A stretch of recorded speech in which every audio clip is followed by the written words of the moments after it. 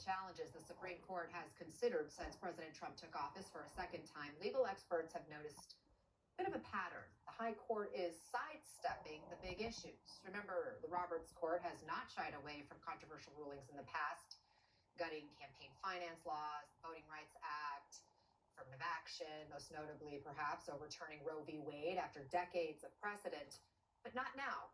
As the New York Times puts it, the justices' new approach appears to have multiple goals: to stay out of the political fray, to maintain their legitimacy, and perhaps most important, to avoid a showdown with a president who has relentlessly challenged the legitimacy of the courts.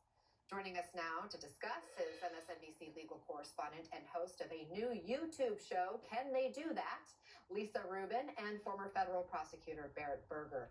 Ladies, great to have you here with us. Lisa, what do you make of the Supreme Court sort of taking a more sort of hands-off approach? I wouldn't call it a hands-off approach in the sense that they are just prolonging some of these battles. In other words, it may appear to people that the Trump administration has won the battle, but the war is still left to be decided on many of these issues. Explain. Well, for example, the Alien Enemies Act decision the other day, where they said that essentially the plaintiffs there had brought their case in the wrong court using the wrong procedural mechanism. They've also said that those folks are due not only due process, but that they get judicial review of some of the core interpretive questions. Is there an actual invasion going on? Are the people that the Trump administration wants to deport or have already deported, are they in fact members of Trinidad? Those are questions that have yet to be answered and will still be answered by courts.